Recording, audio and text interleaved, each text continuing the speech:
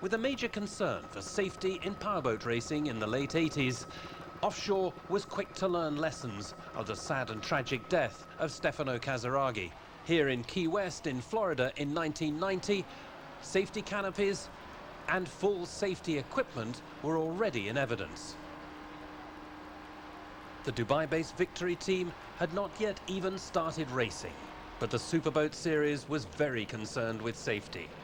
Onboard air systems, heavy-duty F-16 fighter plane canopies were fitted to the boats.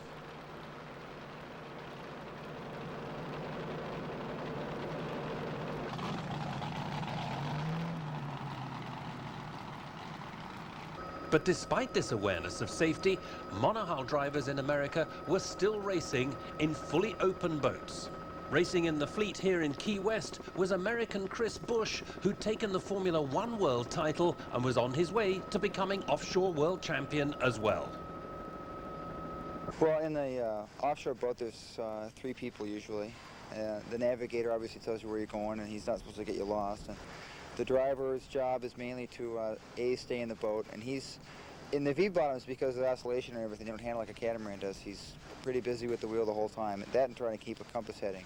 So that's about all the time he has to do. There's no interruptions, and he's not looking at any gauges. He's at the compass and the horizon. And the throttle guy, he has, kind of more of the mechanical job, keep the trim tabs and the drives, trimmed properly, and keep the engines in one piece and and monitor all the gauges. So we didn't run with a navigator here because the course was kind of short, and it was good for me because I couldn't get lost. But the drivers, he just has to aim the boat, and a 38, 40-foot boat is not all that easy sometimes, and especially in the rough seas, it gets tough to do that. So, to the layman, what's the main difference of a V-bottom and a catamaran on sea?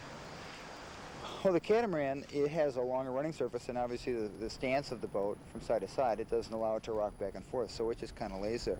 The drawback to a catamaran is that it's not a displacement hull like a true V-bottom is, and the true V-bottom is supposed to be able to carry itself better in ultra extreme rough conditions. So that's where the catamarans, if it's calm, can outrun the V-bottoms, and the V-bottoms can go through rougher water. So the superboat class, has both in them, but the V-bottom is the one when it's rough.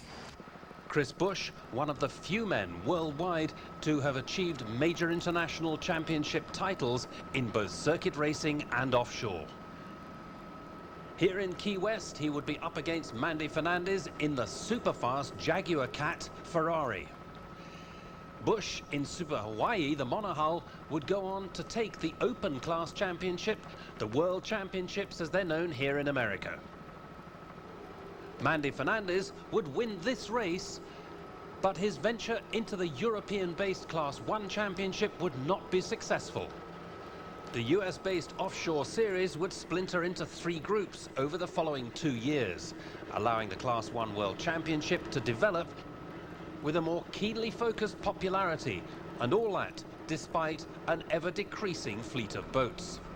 Huge racing budgets from the Dubai-based Victory team would see technology and the requirements of carbon fiber pushing race budgets higher and higher for the other teams in Class 1. Speeds increased, along with them growing concern about safety once more. By 1996, it was clear that the difference between racing in the US Offshore Series and racing in the Class 1 World Championships would be one of money. The American teams were finding very much cheaper ways to race, and now a fleet of just 9 boats in Class 1 would see rivals unable to compete with the massive Victory team race budgets. And so to 1997 and the Bahamas, the penultimate round of the Superboat Championship, just Key West to go before the end of the year. Unlike in Europe, the monohull has been allowed to continue, almost on an equal footing with the catamaran, despite the fact that in calm waters the catamaran is, of course, still the fastest boat on the water. In the Superboat Championship, Matt Alcone was all victorious in a fleet that now saw the monohull running in its own class alongside the catamaran. Superboat driver Leith Ferron had gone to Class 1 to compete for the World Championship title and was very close to snatching it away from the Arab-based Victory team. Matt Alcone and Jerry Gilbreth here in the phenomenally powerful supercharged Alcone Motorsports catamaran would win the race. as rumours abounded that promoter John Carbonell planned an 8-round International Superboat Championship in 1998. And all this with future venues planned in South America, Africa and the Far East.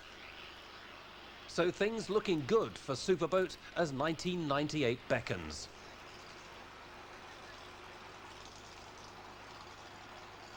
Lessons here in Superboat appear to be economical racing and control from just one man, away from the unwelcome politics that seem to dog this sport.